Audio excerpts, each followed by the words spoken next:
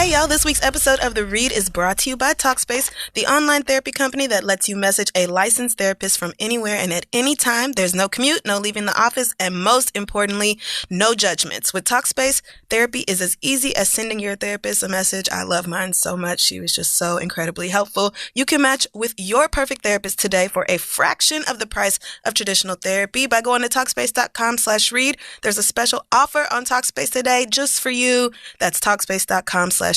It's therapy for how we live today. Try them out. And now let's start the show.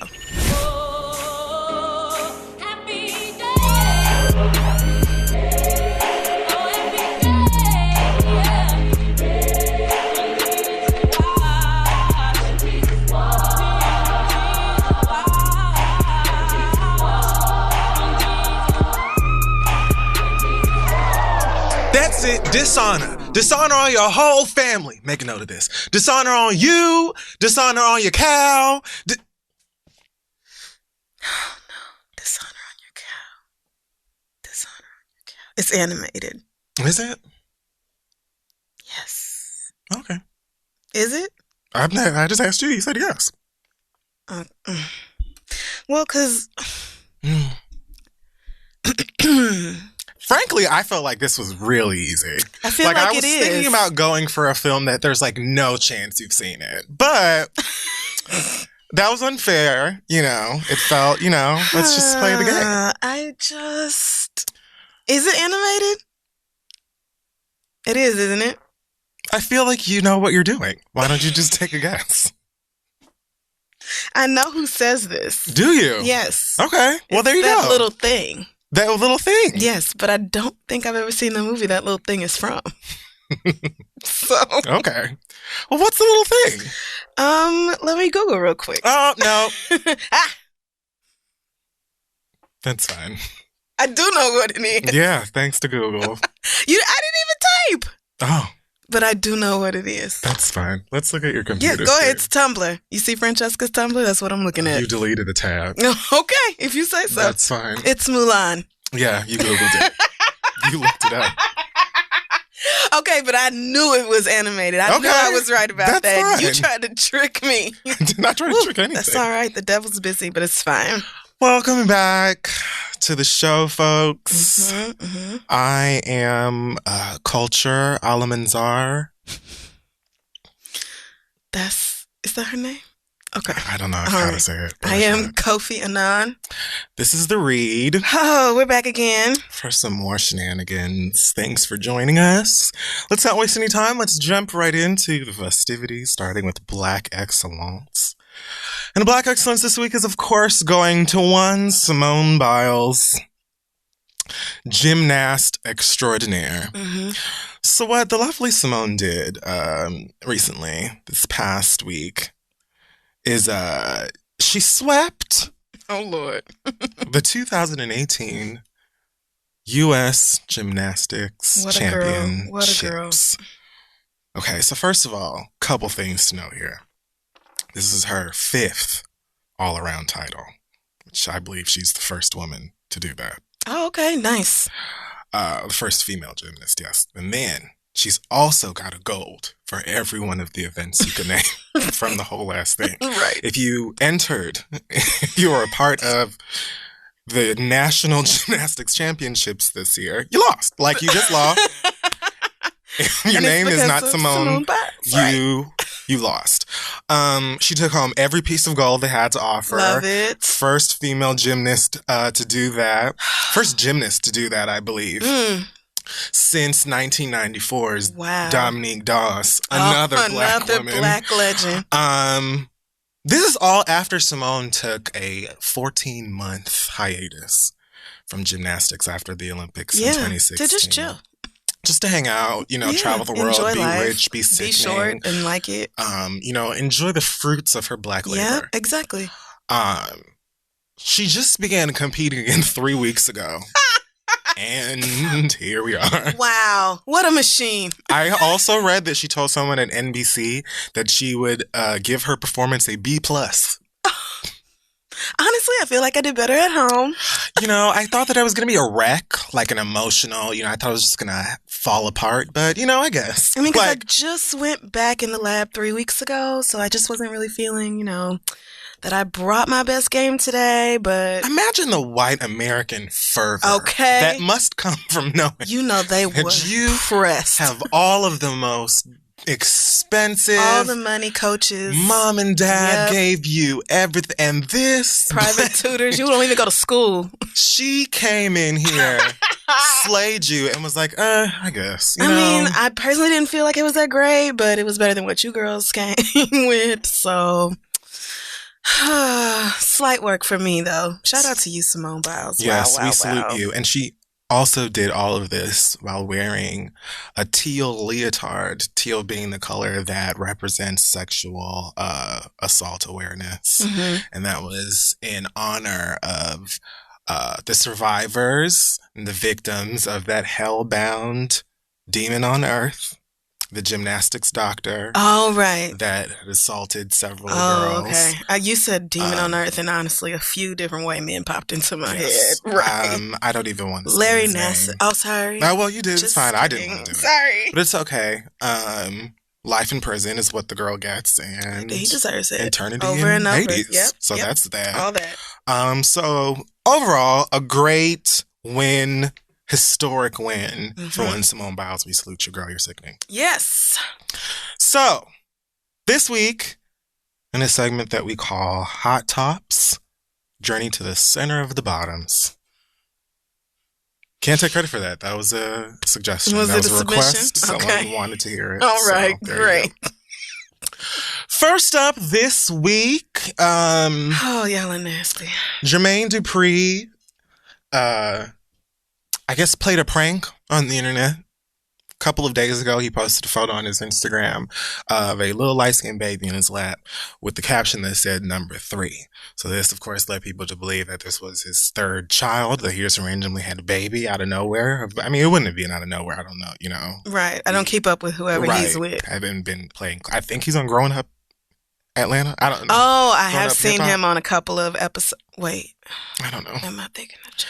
I know that sometimes Bow Wow does things, yeah. and then Jermaine Dupri will show up in good faith, Yeah, maybe. He'll do like a cameo. That show isn't good, so I don't catch it regularly. It just happened to be on. Well, people thought, hey, Jermaine Dupri's dad, congratulations. Oh, yeah, you finally have a baby boy, whatnot. And then he posted another photograph with 2 white people holding the same baby. And the caption says, I gotta say it was so funny in the moment. I love you guys, but that's my guy. I think his name's, I don't know if it's Eli or Ely. And his wife, Julia's beautiful baby boy I posted yesterday. Shaking my head and shout out to the quote unquote white girl that has been one of my best friends for the past 20 years. Y'all can stop now. I guess they were assuming that he had a baby with a white woman. I don't know if that's what that was supposed to be. People thought the baby was mixed. I guess. I don't know. But no, it is actually his friend. I guess this guy works in marketing. They just had a boy. The child's name is Bowie. I really like that name. Okay. That's like not David Bowie. Yeah, no, I get it. It's not a bad name. I don't hate it. I can think of a couple of. Well, we're not going to do that. Right. No, I don't want to be disrespectful to anybody's name. It just sounds very, suburban. But yay, JD was in the box. Next. Wait, is that the whole story? There's nothing else to it. Great. Just won his baby. All right. So rapper T.I. Clifford Harris Jr. Father. Good news. This isn't terrible. Okay. He didn't cheat on his wife yet. Now. I mean, now that we know. Oh, right. So, there's a story out of Central Florida of this girl who goes to University High School who had her lunch thrown in the trash after she was 15 cents short.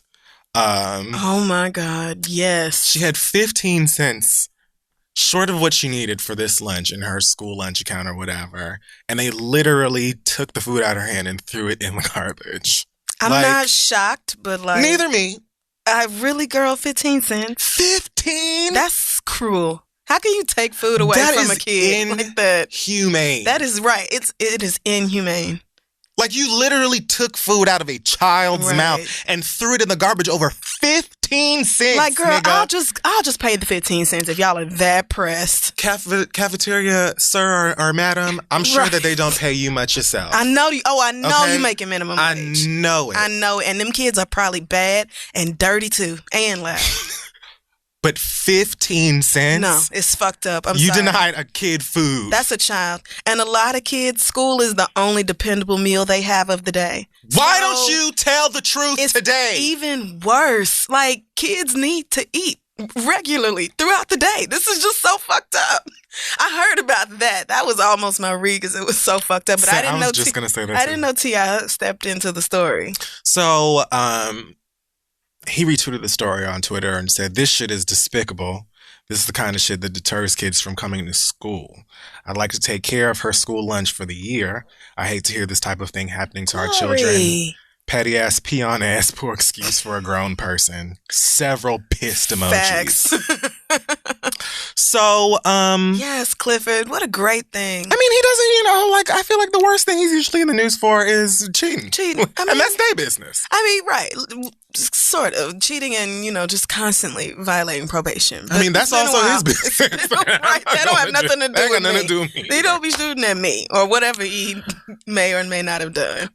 So the young girl whose name is Danielle Aiken and her mom, Kimberly Aiken, they have teamed up with the Lawyers Committee for Civil Rights Under Law. They created a GoFundMe account for students and families living in poverty who cannot afford to pay for school lunch. Like, this is so sad. It makes me angry. It honestly makes me angry that we have billionaires in this country and people who cannot afford to eat. Fundraiser says no student deserves to suffer this humiliation or go hungry merely because of their inability to pay, which I feel like should be common sense. But you can. I'll actually make sure that we leave a link in the bio for the show if you want to go and donate. What a great cause that is. But wow, it should not be done. Like, I saw some news story the other day that said GoFundMe. Like, 1/3 of every GoFundMe is to pay somebody's medical bills, making GoFundMe one of the largest insurers in the country. Like, y'all, that's not... What the fuck is this place? What the fuck is it? Where do we live? Seriously, dead ass. These people are crazy. Backwards as fuck. This is real life. Medical care. Children trying to eat at school during the day are being denied food because of 15 cents. Wow. I just hate this place. So many things need to change about this shit fuck of a country. Anyway, sorry. Last week we talked about Tiana Taylor being very vexed with her now former tour mate. Oh, God. She's very pissed. Yes. With Jeremiah. Over the tour, the Later That Night tour that they were on together. Mm-hmm. Well, fast forward to this week. Jeremiah is no longer a part of that tour. He has been reportedly removed. And the tour is now called the KTSE. I think that's Keeping the Same Energy. Yeah, that's her album title as well. After 7, which is the last album's title, I guess. Okay, got it. So these niggas absolutely kicked Jeremiah off of his own tour, renamed it, yes. And it's business as usual. She just sold out Detroit. Junie's up on stage singing. That broke my heart. Oh my God, that video of her singing the Junie song, and Junie was like, oh God, like mouthing it back to her, and she was absolutely going along with vocals. The melody and everything. Oh, and Junie was also looking at the audience when they were reacting the way that we all did because our hearts bursted and melted into love. And she was looking at everybody like, girl, I hear the song all the time. It's named. What the fuck do you mean? Like, what are you talking about?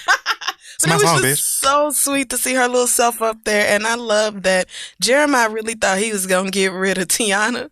And everybody involved realized that what we said was the truth. And The majority of those tickets were purchased in order to see Teyana Taylor, and it made good business sense. It's literally now the tour I thought it was the whole time. Right. Exactly. So, I thought it was her by herself anyway, and now it is. So congratulations to Teyana Taylor. That is the definition of big dick energy right there. Absolutely. 100%, Let me girl. tell you something. I know she strapped somebody that night. Jeremiah spoke to a web show called What's the Word and said that he has been cool with Teyana for a long time and has nothing bad to say about her except a whole bunch of bad things he had to say about her.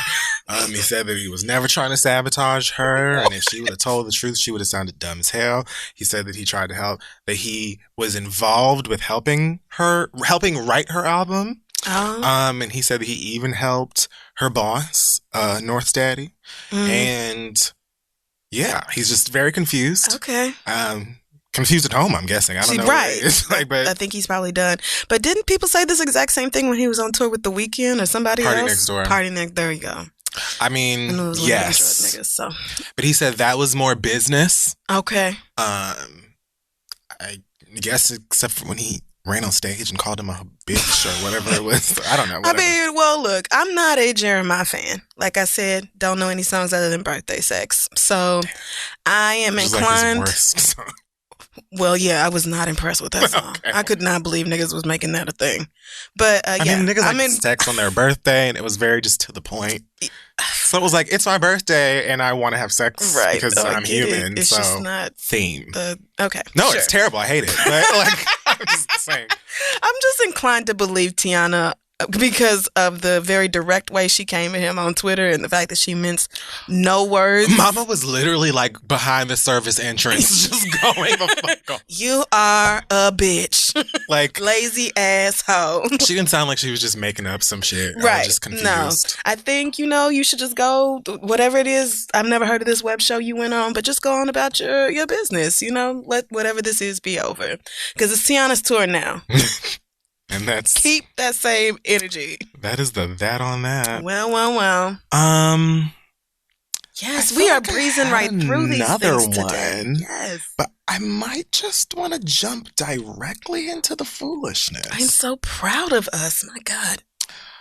Let me see if I have anything else. I don't care about Paris Bennett being pregnant. Paris Bennett is pregnant? With Keke Wyatt's husband. What? Oh my God.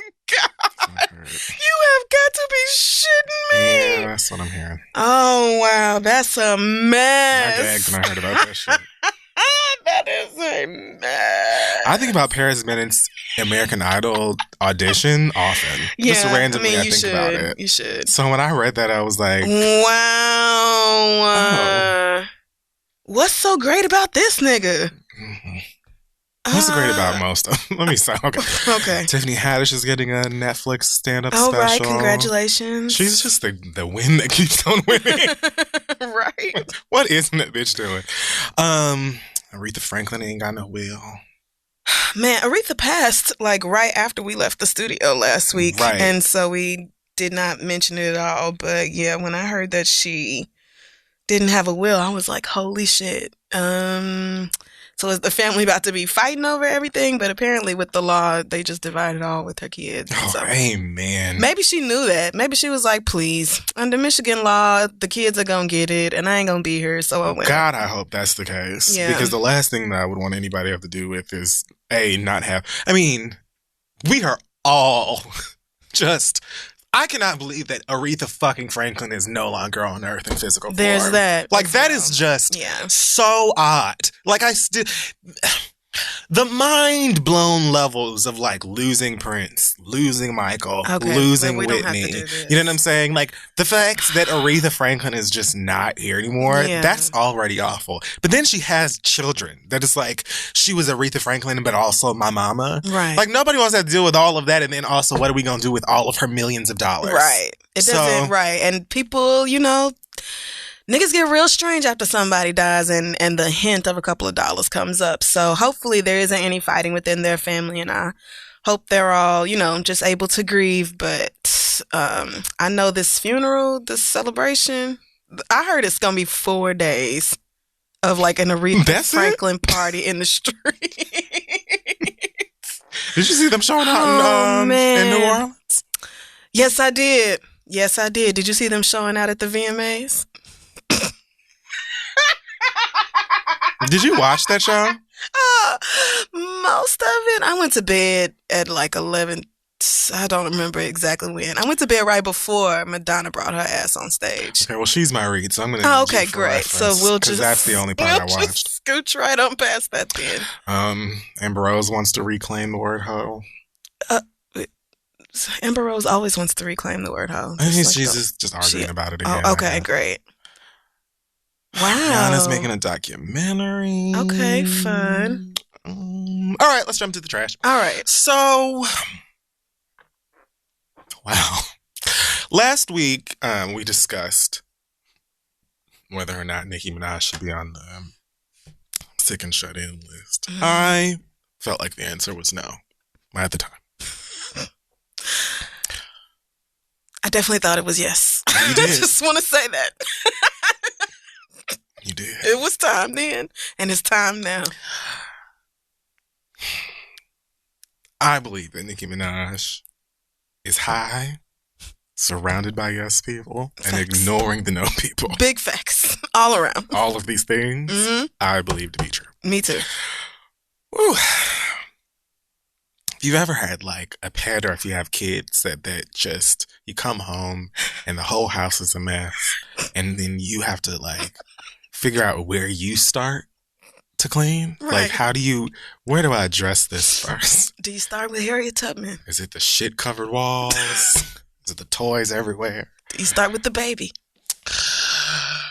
Okay, so I'm going to start here. Nicki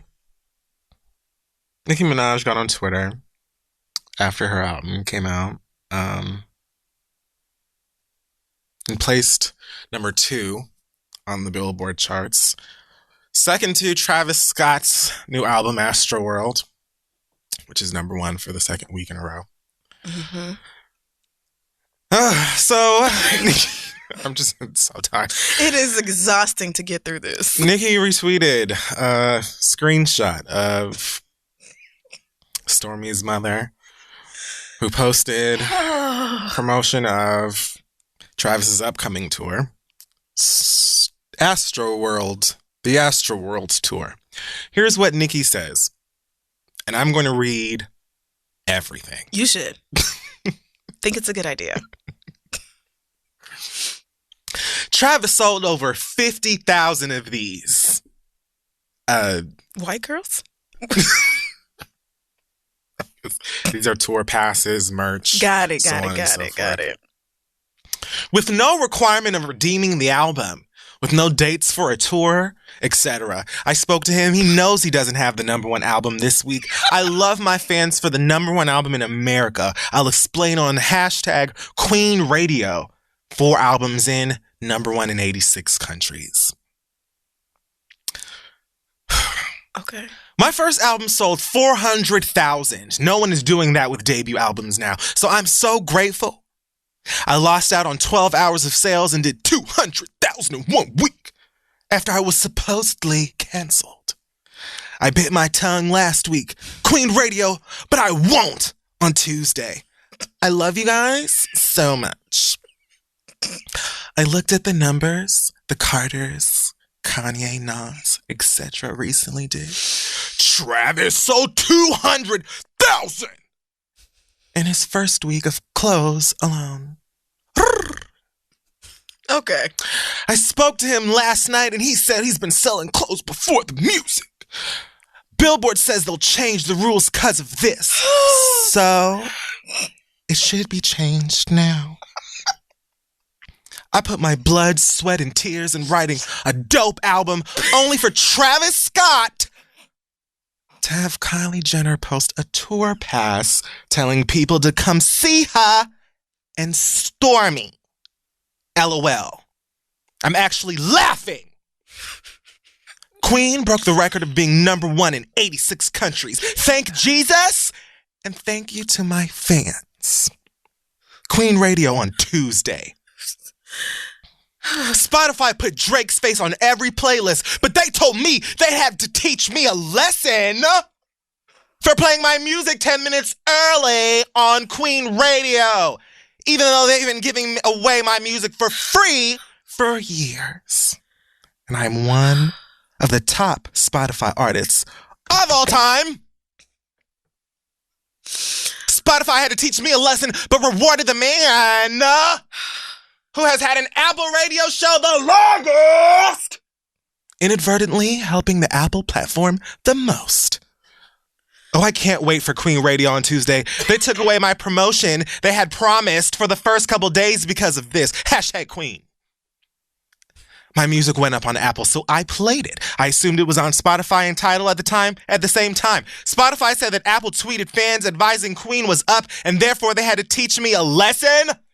But praise be to God!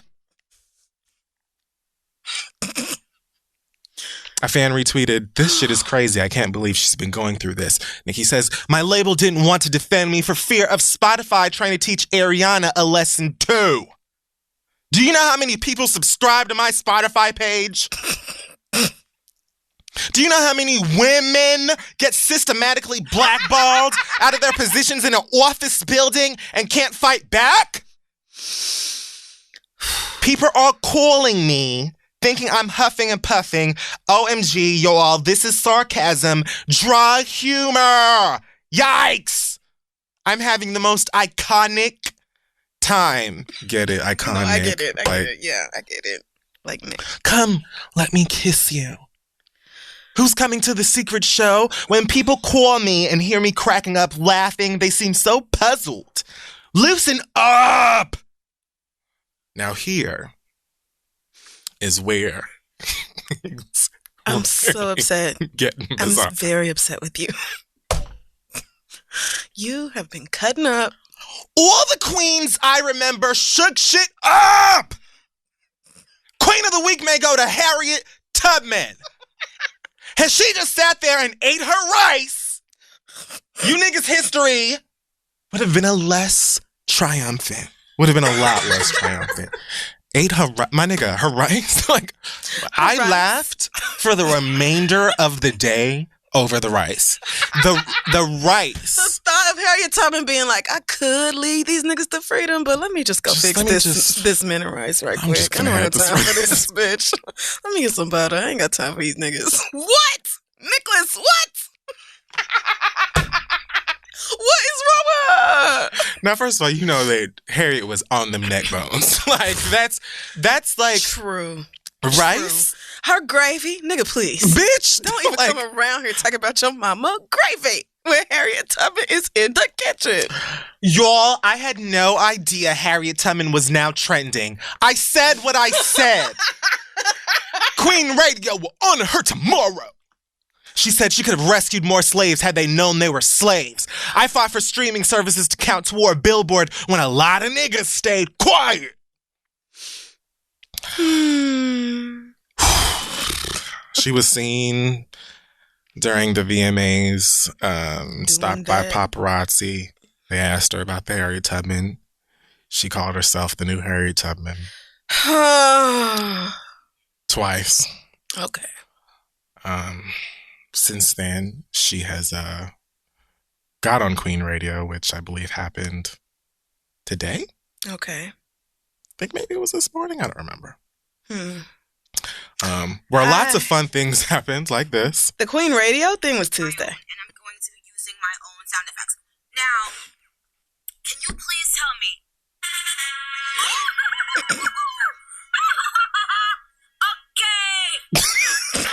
Whoa! So it was her handing out make-believe awards, including an award called the Ho Nigga of the Week, which she gave to Travis Scott. Right. For selling merch and concert or tour passes, which at the time the tour had not been announced. It since has been, but... And has started. Yes. So, unlike somebody else's. Which we'll get to, I'm sure. Yep. Yes. Sure about that. But she's upset because she feels, though, that it isn't fair for merchandise and tourist tickets and things like that to count towards album sales. So she called him all kinds of niggas and hoes and bitches and whatnot. Okay. For convincing people that he's been selling albums when he's selling clothes. Sidebar, I'm sure that he's selling both quite well. I was going to say, I don't understand why why would Billboard count merchandise sales as album sales unless an album was also sold? I mean, that's the thing. You can buy like a hoodie and it comes with the album. She's doing this as well. Oh, I was going to say, so what's the problem? I guess they're saying that I heard the Barbs were saying that it wasn't counted towards her album, but it was counted towards his. Like the week prior or like right before her album came out, they changed it or something. Okay. Oh, that's what all this inequality shit is about. I don't. The fact that she's this mad over getting the #2 album is really all you need to know. Oh, but sis, she isn't mad. Oh, she's mad. She spent like half the time in the audio that I listened to like half an hour that was on YouTube. I did too. I listened to part of Queen Radio live on Apple Music. Oh, I didn't listen to it live. I listened to it, somebody who posted it on YouTube. And I texted somebody I know at Apple Music and I said, I bet you're having a fun ass day at work. Is she doing it here? She was. So she's just been here for the past 3 weeks? I don't know if she does it in New York every week, but she definitely, because she was in town already for the VMAs on Monday. So she definitely did it in New York on Tuesday. She spent a very good time, a good amount of time talking about how she doesn't care. She's laughing. It's humor. It's sarcasm. Even though now, this is a part that I wouldn't need reference for. I don't know if you saw this or not, but I read, I believe on Baller Alert, that she made a comment to Tiffany Haddish about making a Fifth Harmony joke. Yes, at the VMAs, Tiffany Haddish made some joke about the Camila Cabello girl. Yeah. And I don't really remember what it was. That whole thing with her and Kevin Hart was kind of cringy. Like, you know, most award shows, that banter between the hosts and the little skits they have them do and shit, it's always just like, when is this over? Right, that's everything. It was like that. So I don't even remember the joke, but it was something like everybody sitting at home, including Fifth Harmony or whatever. Like some joke about her being the successful one or whatever. And so then Nikki went on stage and was like, don't do Normani. Normani's that bitch. I heard it's Normani. I was very quickly. Sorry, Normani. I don't know if she it probably is Normani. I just get people's names wrong like that all the time. All of the time. Constantly. But Stan quickly corrected I'm me. saying Camila Cabello's name wrong too. But I don't care about mispronouncing her name. I like Normani. Normani. Oh no, what is it? I was told it's Normani because I said Normani on the show one time and somebody told me. Okay, my bad. Normani. I'm gonna try to remember that. Normani. Anyways, I just found it funny that you are trying to, talk about how this is all humor and entertainment and you're just joking, and Huffington Post doesn't understand jokes and whatnot, yet you berated an actual comedian for telling a joke about somebody that ain't you. Well, I don't know that I would call it berated, but I just looked at it more like she was sticking up for Normani than anything else. I don't think Tiffany Haddish felt no kind of way about it. I'm sure Tiffany Haddish did not give two slices of a good fuck about it. But what I'm saying is, if you're going to emphasize that you understand humor and that people just need to laugh and blah, blah, blah, then let someone whose job is literal humor do that. She told a joke. Period. Was she hosting the show or was she just the presenter? No, there was no host. Oh, yeah, they love to do that. Yeah. Either way, they had two it was her and Kevin Hart, right? Mm-hmm. They had two comedians go up on that motherfucking stage. Tell them motherfuckers to be funny. That's lots of people, yeah. Hee hee ha ha. That's one way that I felt like she was being. But we knew. I was gonna say we knew Nikki she don't mean this about it all being jokes, and she's laughing when she does all. Like, girl, she's deadly serious, pissed, right? As fuck. And the thing girl, about you are bothered. You can be. It's so weird to me to see her try to convince people that she isn't upset. This is the same thing that she did after Sheether came out. It was like, oh my God, I don't care. I'm living my best life. I'm rich. My titties are big. I'm getting my pussy ate. Who cares? Who cares? Who cares? You do, girl. You do. Right. You're giving us all these reasons you shouldn't care. It's like, you know you shouldn't, but you still do. But the thing is, to me, you're allowed to care. You're That's talking true, about too. your, like, creativity, your literal business and way of life. You can feel a way about being number 2. It's just like the niggas who be, like, losing at award shows or whatever. You lose a Grammy or an Oscar or something, then you got to do them post-show interviews and stuff and act like you so happy for Jennifer Lawrence or whoever the fuck went. You're pissed. You're going to spend the whole ride home before the after party talking to your nigga or your girlfriend or your wife or your friend or whoever the fuck about how, that raggedy bitch know that she can't do it's this. okay to be disappointed Like, that you didn't win. Okay. It is. Like, that's a natural feeling. and you are so very, not only clearly pissed, but aggressive about it. Yeah. And then at the same time trying to act like you're not. Like, that doesn't make sense. It's okay to be mad. I mean, like, and blaming it on an infant who just, like, what does Stormy have to do with any of this, girl? The fact that Stormy's name came up again during the Queen radio thing, I was like, she's bitch. like, I hear the internet is talking about my beef with Stormy. It's true. We're beefing. Like, I mean, obviously I know that she was being sarcastic, but it's just like, why is the baby even being mentioned? Right. Because why is the baby even being mentioned, girl? This is ridiculous. Her mama posted whatever about the tour coming up and said something about, me and Stormy are going to be at the show or whatever. Like, you don't think that even if you didn't have an album coming out that Kylie Jenner would have done that? Right. That's her baby daddy, girl. What you mean? Her baby's fucking father. Like, I don't know why she's acting like Travis Scott like paid Kylie for that Instagram post and then she didn't put the hashtag ad on it or some shit. She's like, acting like there's this huge, that's her baby daddy. Like, duh, she did that. Conspiracy and all of these people are working to take her down specifically. I don't doubt that there are people at certain labels or whatever that are like, oh, you a new rapper, you a new artist, and we want you to go toe-to-toe with Nicki Minaj. It's a quick way to get easy press. I get that. But if you really think that this girl was like, fuck Nicki Minaj and her album or whatever, fuck the Barbs, we're going to, set this whole thing up. This is the thing. Another thing that I saw her pointing out in the effort to not seem mad was she was like, this is all entertainment. That's why it's called the entertainment business. I was like, okay, let's jump off the entertainment part and let's jump onto the business part. Okay. Because you are acting as if this isn't a business. If you didn't have an album coming out this week, they would have done the same fucking thing. The same thing, girl. He has a machine behind him. He has a record label behind him, just like you have a record label behind him. And guess what? They want that nigga to have the number one album for as many fucking weeks. The same way that any label wants their big artists to. You, like, my nigga, that's how business works. Right. And you know that. You know that. Yes, because you've been in this one for a while. If I have a pizza place, right? If I have a pizza restaurant and another pizza shop opens down the block, bitch, I want all the pizza customers. I don't want you to go down there. And not only do I want that, I want for everybody on this block to say that my pizza is the best pizza. Not just last week. I want them to say it this week too. And I want them to say it next week as well. And until I feel like stopping my pizza sales. Why are we acting like... Right. Furthermore, do you think this is like you the only one that this happens to?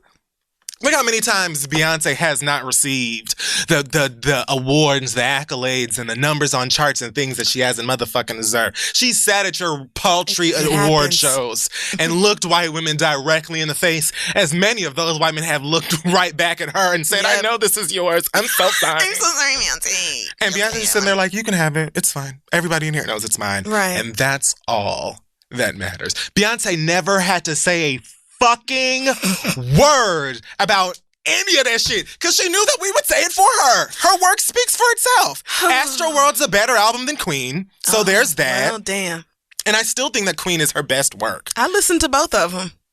So even if he didn't spend a cent, or even if they weren't selling merch or passes, if it came down to 1 and 2, Queen, Astroworld, which should be number 1, I would still choose Astroworld because I just think it's a better album than Queen. Well, I didn't even get all the way through Astroworld because it was too much of that nigga shit for me. Yeah, it is. I wasn't going to get through that. But I like it. But Nicki pushed her album back 2 months and she looked at this as her safe week. I really think that's it. She thought Travis Scott, I got that nigga, no problem. She wanted to get it out before Ariana. Maybe and she also wanted to miss that wave of early summer releases with the Carters and Kanye and Nas. She wanted to miss all that. She didn't want no real competition for her number 1. Absolutely. So she thought this was her fucking week. So but see, she says she doesn't care. She said that on the thing, but we know too. that's not true. There's entirely too much emotion behind these tweets and behind that radio show for you to not care. And that's why I love what you just pointed out. Because she was like, my first album, I went up against Kanye. We knew that we weren't going to get the number one. I didn't care. I knew I wasn't going to get the number one for Pink Print or whatever. So yeah, I think that she really felt like, I'm absolutely taking this. And the fact that Travis Scott got that number one again over her in the first week and over what she, is saying is the merch or the sales of these tickets and all of this other stuff. It's just so goofy. Like here's the thing. It's not even like I feel like she should not be able to express herself or say whatever the fuck you want to or whatnot. But like, I don't think that this isn't having the effect that I think you think it's having or that you want it to have. Like, you are acting like, it's all just shits and giggles and you love all of these people and you're not mad at anyone, even though you're calling them cocksuckers and bringing up their baby and calling the next one a dickhead and secret haters and all of this stuff. It's just jokes. Now you're a comic and we're all just having a good time and all of that. But it's like, we know that that's not the truth. We know that you feel a way about all of this. And if you want to, express that. But express it in an intelligent and effective way. Right. Like making all kinds of weird sound effects with your voice and with a soundboard and cussing out people. It's so just like... fast. Oh my God, it gets so old. I could not believe it. Bank said, I want my crazy crown back. And I was like, bitch, I feel you. Like, girl. I said... you bitches is that Spider-Man meme pointing at each other at this point. Like, I don't... It's you, girl. No, it's you, girl. No, it's the mannequin girl. One with that one, the mannequin is holding their gun and the other one is crying. This bitch is out of her fucking mind. Like, what the fuck? What is going on? Yeah, it's a lot going on with Nicki Minaj. I think it's time for us to put her on the sick and shut in, my nigga. I'm done. I think it's time because what the hell? You're far too talented. She came completely unglued over that number 2 thing. Completely. She lost it. And the stands, I don't know why they are mad at the rest of us. Like, it was y'all's job to get at number 1. It's not my fault y'all did not do that. It's not my fault that y'all didn't buy no tickets and now she trying to act like it's production issues with this damn tour. Speaking of black ass witch. None of that is my business. So Mama's, the North American leg of her tour with Future has been postponed until May. It was supposed to start about a month from now. The European dates will stay the same, but she says she had to push it back because she's got what the fuck did she say? She had to push her album back 2 months, and she just doesn't have the time to rehearse. I mean, if we're a month out and you really haven't been able to rehearse like that yet, then I guess you should, right? But it just makes me wonder what you have been doing other than tweeting. An alleged inside source told Page 6. This is a source from Live Nation. Okay. Again, allegedly. They said Nicki's tour could be the most... No. Nicki's tour could be the most disappointing ticket sales of the year for any artist. These are big arenas with up to 20,000 capacities. Sales for opening night in Baltimore are 2,000 tickets. LA is 3,400, New Orleans 1,000, Denver 1,300, Chicago 39. Even her hometown Brooklyn is only 5,050 tickets. That's gossip. That's what they're saying. Right, but I mean that's what they're saying. But also these dates were indeed moved. So that is that. So there you go. You not only get more time to promote and sell more tickets, you also get more time to put on a great show. Mm-hmm. So nobody, more time to find smaller venues that are not as embarrassing. Okay. It just is what it is, and that's okay because Future's not coming for this. Future's not coming for the American leg. He's doing honestly, if I wanted to go before, you got a better chance of me showing up if that nigga not going. I mean, really, I wasn't going to go regardless. Oh, I'm definitely not going. I'm saying, had I had interest. Yeah, I think quite a few people. I would be happy to know that Future was not going to be. Because I don't know that the Barbs and the Future Hive can coexist. Like, that's a lot of unchecked misogyny and anger and like femphobia and right, all type of shit. And then like the gayest of gays in the same building. So I just don't know. I don't know that it was ever a good match in the first place. Stranger mashups have happened. Right. I'm just saying. I don't think it was the best idea anyway. So they're going to go ahead and get through this little European leg. Revamp this whole little tour. And you can just pretend, right. You could just do something totally different for the States now and set expectations accordingly and go from there. Because when you did that poll a few months ago and you asked the Barbs, were they ready for the tour? The majority of them selected no, I played myself, meaning they do not have their money together. No, wait, really? She did a real poll on Twitter asking the Barbs if they had their money for the tour. Most of them said there no? were 3 options. One was like, yes. The second one was like, hell yes. And then the third was no, I played myself. And the majority said no, I played myself. So you knew then them kids didn't have no money. Going on?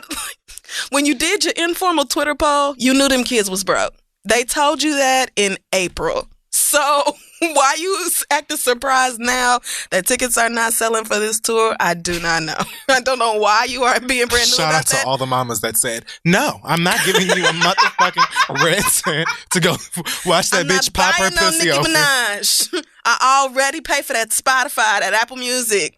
I'm not paying for By the way, else. Spotify responded to her attempted dragging on Twitter and said, we're so sorry that Nicki Minaj feels this way, even though we paid for a billboard in Times Square for her album and we've made hundreds of playlists and we've put her face all over the app. And well, I mean, I'm sure Nicki Minaj... They didn't deny what she said was true. Right. I'm sure Nicki Minaj makes Spotify, quite a bit of money. I'm sure they are grateful, and them buying an ad for her is probably the least of what they could do. But I just don't. I feel like things are falling apart for the Nixter. On her Apple Music show, she mentioned something about a rapper having beef with her now, and then Travis Scott was on stage with Drake in Toronto. Yeah, I saw that. Or Drake was on stage with Travis Scott. So he's a secret hater, and then congratulated him on having the #1 album in the country. So I think Drake and Nicki fell out. I do. He posted. I saw when he posted that picture, and I was like, "Oh, this is convenient." So things are bleak. The album got pushed back and still came in at #2. I feel like most people are receiving it fairly well. I don't think anybody thinks it's a total knockout out of the park. Wait, which one? This Queen album. Yeah, I still like I said. There's about 5 songs on it I'll listen to again. The rest of them I don't need. I agree. But it's overall, still her best work. Right. Overall, I'm fine with the Queen album. Right. I guess. I don't feel strongly about it. Right. But now your relationship with Drake is falling apart, or seems to be falling apart. Cause yeah, I don't maybe not. I mean, because you're in the middle of all this drama and he's on stage with the nigga that you called hoe ass nigga of the week. Of the week. And congratulating him on having that #1 after you said that you called Travis and he don't have it. No, girl. I think you're the only one who doesn't know that he really does have it. Said that he has the #1 several times since then. That's his shit, girl. The Barbs are broke. The tour's falling apart. The Barbs have no money. They're not buying anything. Dorothy said, "No mas dinero." Her sister-in-law saw her. She said, "No, you're poor. I want you to know that." So, I think things are maybe looking, and there's all this pressure with the competition now of not just Cardi, but lots of other women popping up on the scene, some more talented than others, but, it not being just the Nicki lane no more.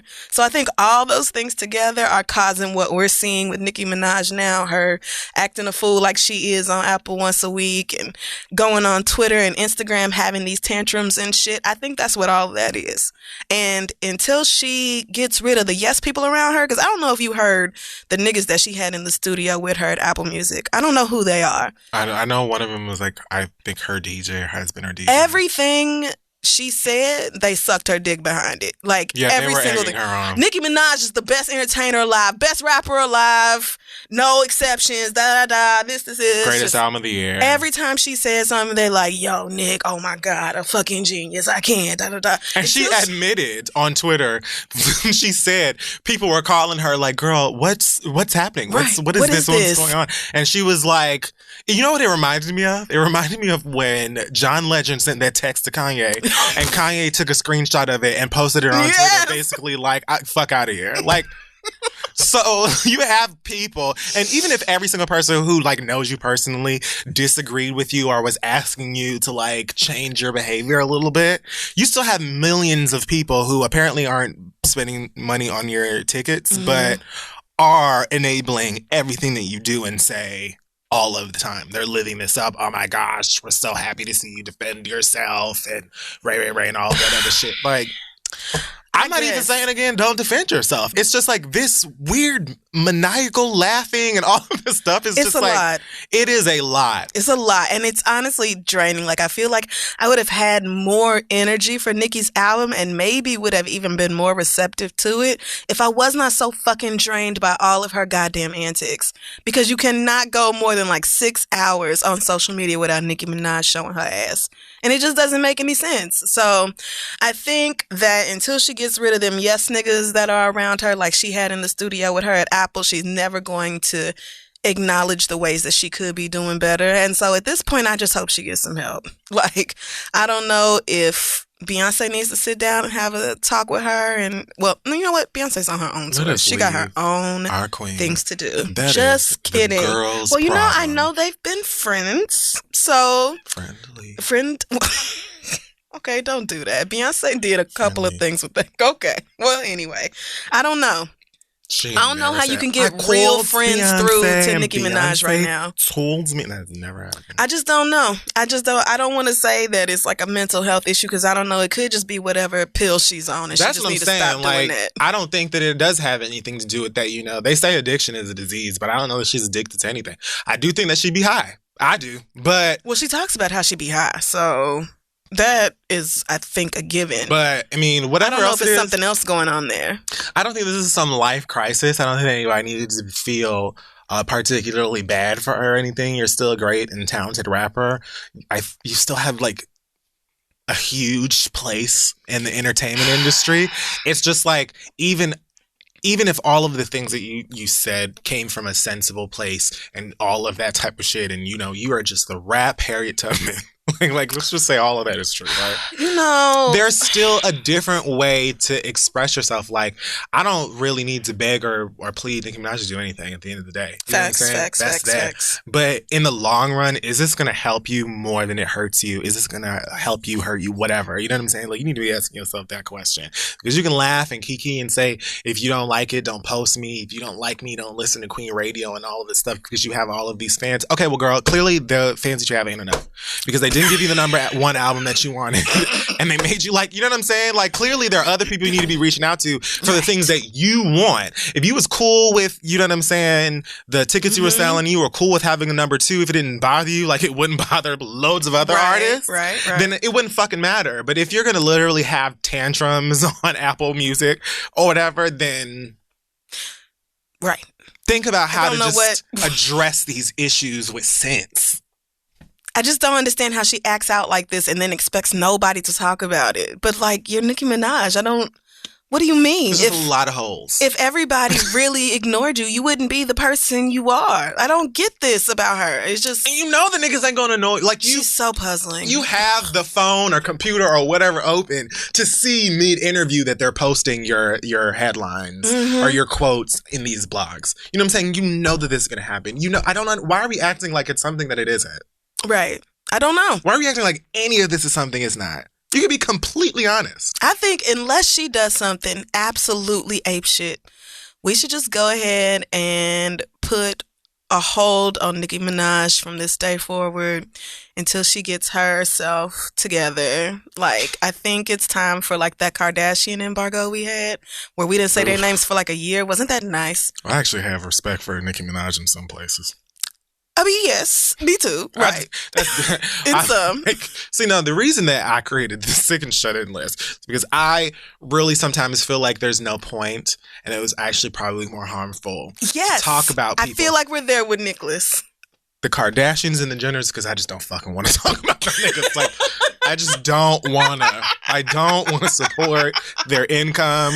Okay, yes. That's all. All but right. this is like, if you actually need someone to talk to, and if she's not talking to like a psychiatrist, I genuinely think that she should. Me too. And not even just because of all of this craziness, but because we know that there's real shit going on in your life, as there is in many people, most people's fucking life. And as a black woman in America, especially, you should. But I think all celebrities need therapy, if for nothing else than to help them deal with the fact that they're celebrities. right. Which I think Nikki also may be struggling with in some ways. But I don't know, because I don't know that lady. It could just be pills and, being childish. It could. So I just want better for Nikki so that the Barbs can also do better, because right now they are just running themselves ragged on the internet for free. I don't care about that. That's all they can afford to spend this time on these social apps, dragging everybody else for not caring about their fave the way they want to. It's not poor shame. I mean, I'm not poor shaming. Well, is that poor shaming? I mean, not really, because the thing about the Barbs is like, y'all have all this energy, but can't back none of it up. But you just talking so much about how your fave is this and that, and she the greatest blah da da, and the highest selling this and da da da. But you're like literally not contributing to any of that, because all you do is stream her shit for free on Spotify. I don't give a fuck what you buy or what you don't buy. Like, your individual money is your business, so I don't care about that. I just am like, I feel like as fans, it's okay. Many of these people are still very young. You know what I'm saying? I don't know if this is an everyday thing, because I know it's niggas in their mid-30s that are acting like, the 13-year-old Barbs. I know it's many of you grown-ass Oh, no. adults. Please don't tell me that. I know there are many niggas my age and up even that you would think were like 16. But for y'all niggas in high school and stuff, of course I don't expect you to be spending no money on, VIP tickets to go see your bitch. You know what I'm saying? You have homeroom in the morning. You know what I'm saying? Like, so it's not even really about your financial status or anything like that. Because like I said, I'm sure many of your moms or dads or guardians are just not buying you no motherfucking tickets to go see Nicki Minaj. Like many times when my parents were like, what? You want to buy who? A what? Well, then maybe Nikki should ask herself why her fans aren't older as well. Like, lots of girls have fans whose ages run the spectrum. I mean, young people are the reason that I feel like most celebrities, huge celebrities today, are huge celebrities. You know what I'm saying? All of that shit that took place at the VMAs last night, I'm sure most of it I don't care about. No, and I'm sure the vast majority of the motherfuckers that were on camera are people I've never heard of. But the average, 16, 17, 18-year-old will probably be like, oh, that's such and such and such and such. I'm out of that, group that decides what. It was only one person I didn't know. Some man, Manolo, sorry. Something like that. That was the only person Manolo Rose? No. Manolo Rose? That's the only person I think. Okay. Well, anyway. Post Malone. It wasn't that. I remember thinking his name was Melanoma because it sounded like. Wow. But melanoma is a cancer. It is. Maybe Maluna. Anyway, that was the only person I think I had never heard of. The rest of it was just, boring and for young people, which is fine. I know the VMAs are not for my old ass. That's fine. Right. I forgot what we were talking about. I'm just saying, as far as the Barbs and any stan is concerned, in situations like this, you can be like, okay, girl, you could turn your phone off now. You know what I'm saying? Like, you are allowed to just be like, sis, this ain't it. Right. Or, I wouldn't have nothing to say about the Barbs if they would leave the rest of us alone. But, y'all are acting like we're not. Their job is to defend their bitch.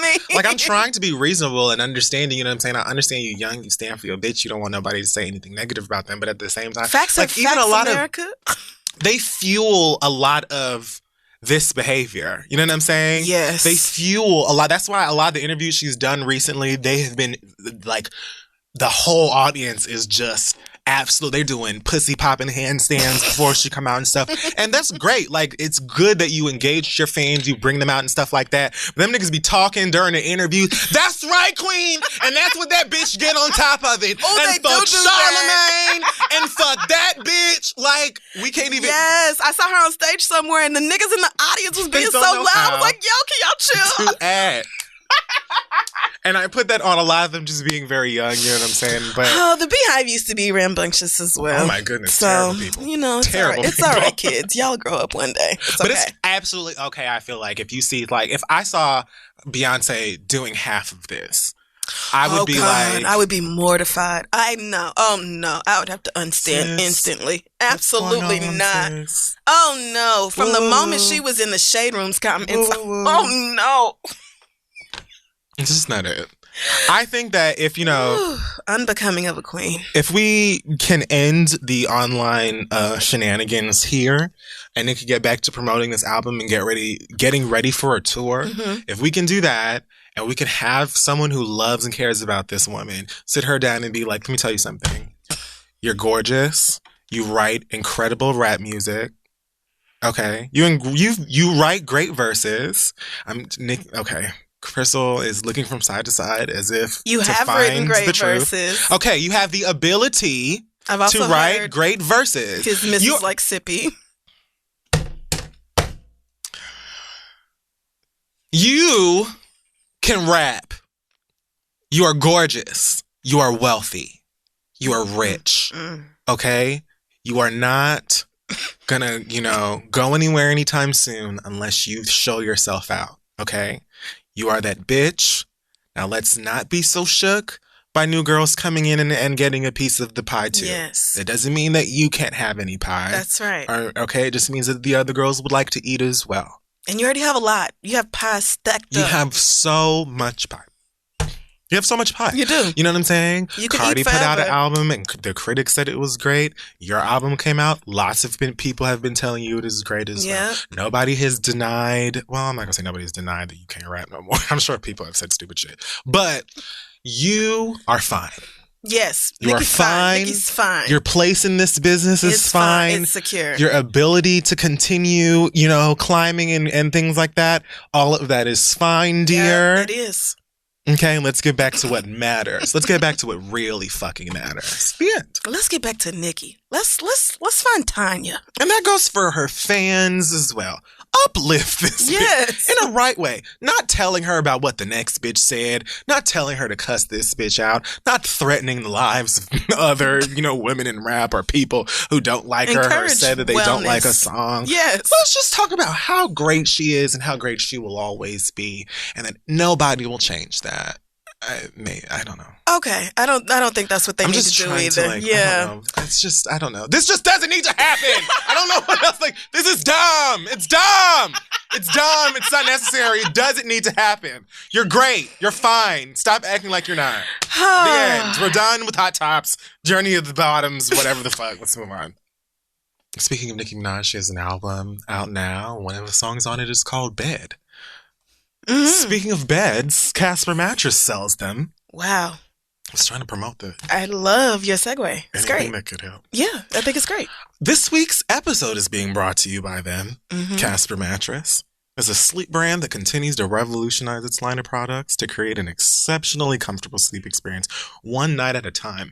Comes in a nifty box. You can't even imagine how they put the mattress in there, but it works and it still feels great on all of your parts. We've got 3 mattress models, the original Casper, the Wave, and the Essential. Casper mattresses are perfectly designed to soothe and cradle your natural geometry.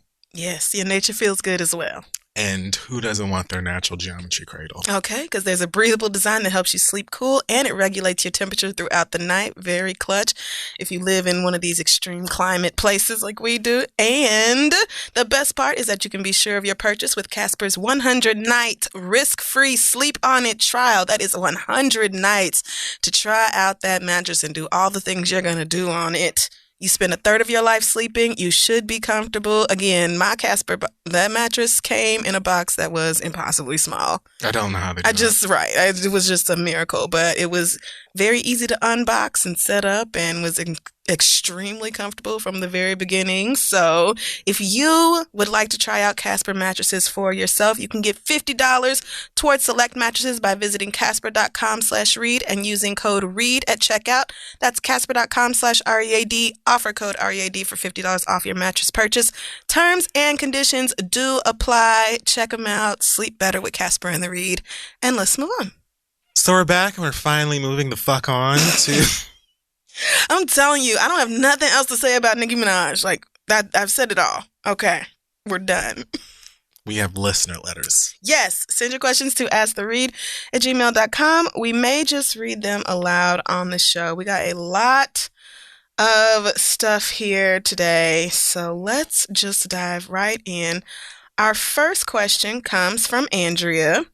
Okay. She says, my boyfriend and I have been together for 3.5 years. We live together and I love him more than I thought an unemotional, independent woman could ever love anyone. But the problem lies in him and his dealings with his church. Oh, boy. The church is in a predominantly white area and it has an all-black congregation. It was started by his close friend who is the pastor. They have both repeatedly said that they want the black community in this area to feel more comfortable and to have a place closer to home to worship. My boyfriend is in charge for social media for the church and made a Facebook post welcoming everyone to a non-denominational African-American church. Some random privileged-ass Tad commented and asked why it had to be an African-American church. Oh, my God. He said all lives belong to Christ.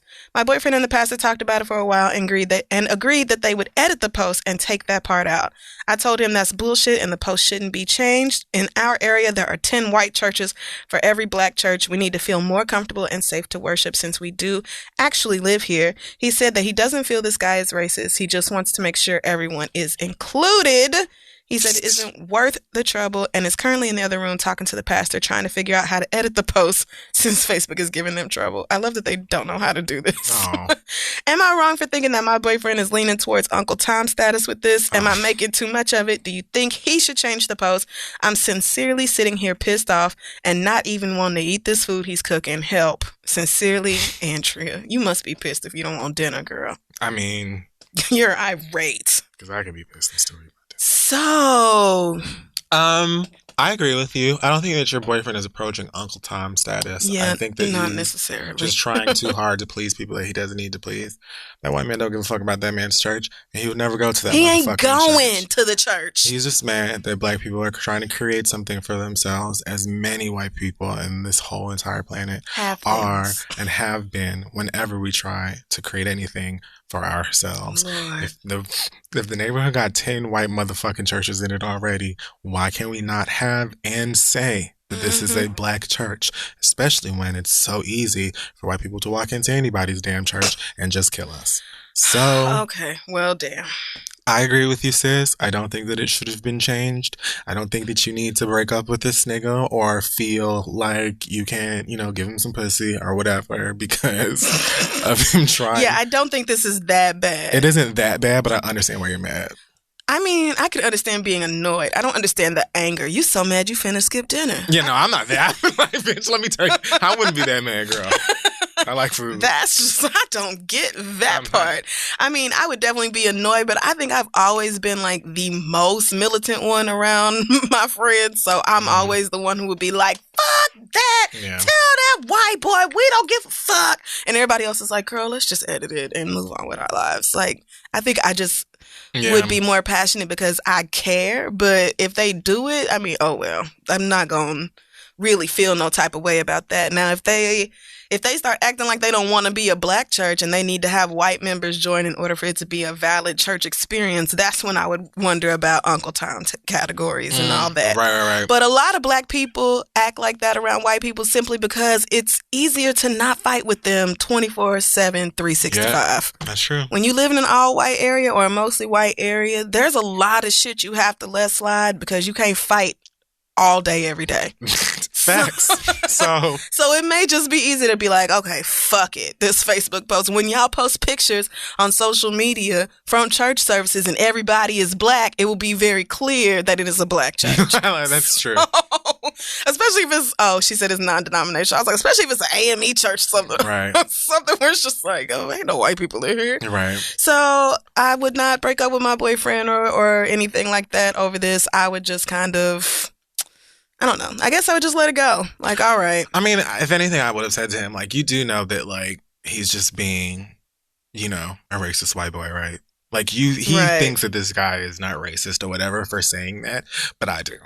And I would also, again, emphasize, like, this white boy would have never come to the fucking church to begin with. This is just, like, common white American behavior. Yes. It just is. Even though the white people where I come from, it's like everybody understands that we go to different churches because we just want to. Right. I just feel like most people don't really want to combine their worshiping experience. My aunt went to a white church that was like maybe a mile or two away from the church that I grew up in. And I went to a very, very, very black church, baptized there, all of that. And sometimes we would go to my aunt's church, and the only thing that we liked about it was that they ended on time. Because the white people would be like, best thing about it. We're finished. Good night. Like, on time. It wasn't no extra long. There's no extra music from the choir. The preacher didn't catch the spirit and go an extra 45 minutes. You gotta just tag. You have to stick it on there. Because if the preacher really get into it and then the choir starts singing again, you might be in there all mother day. So, you know what I'm saying? Even if you go to early service and you think you can get out on time because there's another service, they will run late and the next service will start late because niggas in their car waiting for early service to end. Like, that's just black church. Yes. But I love it. Many of us have grown up in that environment. Right. And, that's what we love. That's how we praise God. So a lot of black people are going to want that church experience. That's not to say that white people, I just don't know white churches that do. There's a whole Blackish episode about this. Watch it. There is a good Blackish episode about this. Episode, I'm going to go back and watch That's a good one. I don't want to go to church with white people in they Jesus sandals and they ukuleles. I don't want to. Bruh, that white church, when we would go over there, I would be trying so hard not to laugh because I knew I would get in trouble. But it was just like... It wasn't that it was bad. It was just so different. It's very different. Like very formal and... Like, it just didn't feel like praise, the type of praise that I'm used to. Right. So, the only thing we liked about it is that it was over when it was supposed to be over. Yeah, that is consistently a good quality of theirs. All right. Let's move on. Our next question comes from... I need a fake name for a single gay man in Chicago. Brontavious says, I'm a single gay guy living in Chicago, and one of my best friends is a sort of single mother of 3. She lives with her boyfriend, but the kids are from a previous marriage. Okay. Me and the bestie have both worked in the restaurant industry all of our lives. We are not the richest people you will ever meet, but we do still set aside time and money to go out to dinner and drinks here and there. The problem is that dinner and drinks have slowly started to turn into breakfast and lunch, and she has started bringing one or more of her kids with her every time. Don't get me wrong, I love her kids to death, but A, I feel uncomfortable having these kids sitting here while we talking about eating ass, etc. And B, when the bill comes, she expects a 50-50 split, which means I am paying for part of her kids' meals when I am not anybody's daddy. To make matters worse, she even brings her 21-year-old along, and he is never included in the split, although he has a full-time job. Oh, shit. You know from living in a large city that separate checks are not always, if ever, an option, and I don't want to come across as cheap, but why should I have to help her pay for her kids' meals? Just for extra info, she receives child support and has a job, as does the 21-year-old and the live-in boyfriend. Am I being cheap? Any advice on how I can handle this for next time? Thanks, you guys. You're a blessing in my life. Wow. Love you. I was about to say, like, I was plenty broke at 21. Like, plenty broke. Yeah. Like, I don't have gas to go to school broke. So I was like, okay, I get that. But if he has a full-time job, you could buy some wings. Right. So at first I laughed at this because I just can't imagine being like, if these kids are under 18, I'm not finna sit here and like divide the cost of your baby's hamburger with you. Like, we can just go ahead and split it 50-50. I don't care. Like, those are your minor children. They need to eat. Period. However, your grown-ass, musty-ass 21-year-old son... with the full job? Yeah, he gonna have to get them curly fries on his own. We gonna have to start splitting this shit 3 ways. Sorry. I think the real issue is that you miss your like one-on-one time with your friend, like being able to be fully ratchet and talk about all the nasty. Like, you feel uncomfortable talking about sex around her kids. That's natural. Yeah. I would change the way I talk around my best friends too when they kids are around. Yeah. So I think you just miss the grown-up part of it. Noah, like, once. Have I cussed in front of Noah? Well, listen, sometimes I cuss in front of Noah and I be like, okay, the Lord know my heart, but your mama's worse. So. Jay do be cussing. That bitch knows she be cussing. I don't think I've ever heard her curse in front of Noah, but. Right. No, I try not to, but sometimes it slips. And then anytime I accidentally cuss around a child, I'm like, ooh, baby, I am so sorry. But the kids in this city just be looking like, okay. Right. Like, I've heard a million times worse than this. Started saying that in like pre-K. But yeah, I think you miss your adult time. I think you miss your, you know, drinks and maybe, you know, like later in the evening type of kick it time. And she's doing breakfast and lunches because that's more accommodating to her schedule as a mom. Yeah. So I don't know. Maybe you can ask her if she can set aside time for like y'all to kick it on like a grown-up level, like with alcohol, like places that have bars and dress codes and things like that. But I wouldn't fight with her over her minor children's food. I hate a dress code. Right? I went to my friend's birthday party the other day, and these niggas told me that I was dressed too casual. Oh no, damn. I was like, first of all, how do you even like who? I've never been for a private event.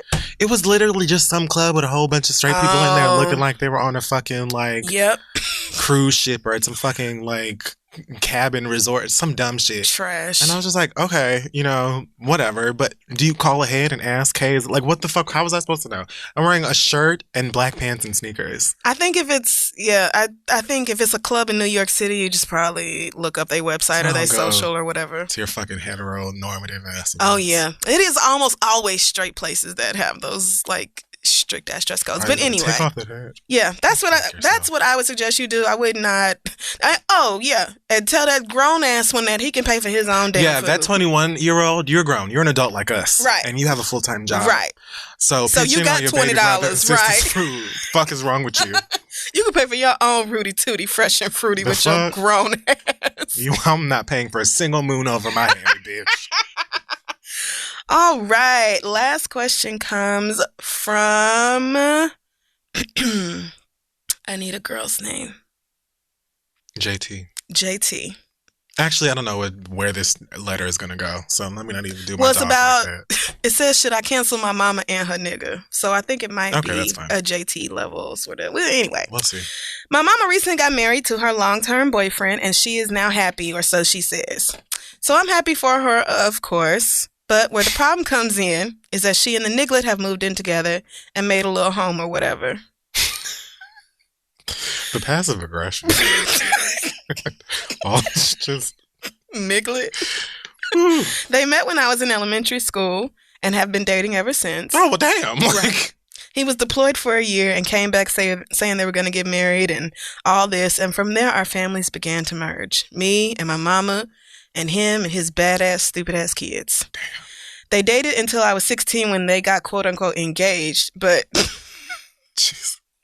She's mad, okay? She's reading her mom. Until last year, he was dragging my mom through the mud by cheating on her, and he even kicked her out once, and all this other bullshit. There it is. We have lived in this house since I was 13, and I am now about to be 23. I've lived here with no problems with the way I live this entire time, but now this nigga is convincing my mom that I need to get kicked off their phone plan and find a way to get a car on my own, even though my mom and I have already decided she would help me since I just graduated and have no credit but student loans.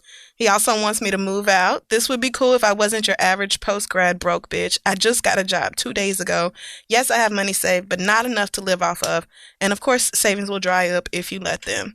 We have been arguing nonstop. These arguments lead us nowhere except to me being angry, ready to pour hot water on this nigga in his sleep. I'm sorry, I didn't. Okay. I feel like I'm not welcomed in a place I have grown up in. I currently suffer from depression and have been suicidal before, and this has contributed to it a great deal aside from other personal things. I'm not sure if I feel this anger and irritation because before he came along, me and my mom was Big Coolin' Mo. Don't know what Big Coolin' Mo is. Must be local slang. Yeah. Big Coolin' I get. Big Coolin' Mo I don't really get. Say it's chilling. Right. Hanging out. Happy. Me and my mama was Gucci. Right. Like we were stable and happy being with each other, but when he came along, it seems like everything went downhill. Niggas that can do that. Woo. Child. Yep. And he been playing my mama, which everybody knows you might could get away with my daddy, but my mama, no, sir. Why are we like this? Bruh, she's reading everybody. Like, everybody.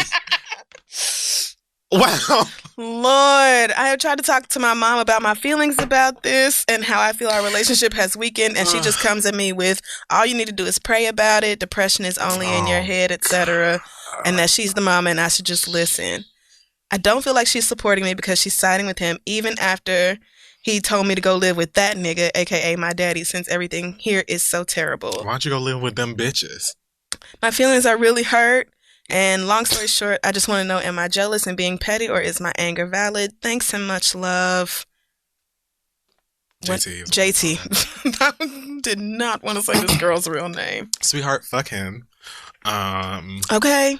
I'm from a tribe of people who believe that if you ain't my motherfucking daddy, I don't know who you talking to. You might as well just not speak to me. I don't know. You might as well just not even look at me. I don't give a fuck what grade I was in when you came around here. You didn't give birth to me. I clearly have a relationship with my daddy of some kind. Mm-hmm. I know the nigga, where he lives. Yep. This is my natural ass. I came out her vagina mama. These are the people who can talk to me. Right. You know what I'm saying? You need to mind your business. Mm-hmm. So if you and your mother had already had an agreement on, how you were going to get this car or whatever was going to be situated for you post school or what have you, then I feel like you have every right to be upset that they're not, she may not honor that because of this nigga talking too fucking much.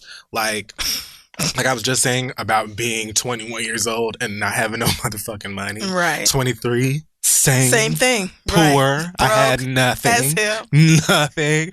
Out in these streets like, girl, yes. May I have a Slim Jim press? Not buying Beyonce tickets. Not streaming nothing. I was the broke ass barbs I was talking shit about. I'm the same girl. I was the same wound. the same wound, Flav. And like, for this grown ass nigga to be in your fucking house and act like, oh, well, just move out. Like, I guess he just wants you to go and live with your daddy or whatever. Like, he should have no say in that. I'm sorry. That's just how I feel.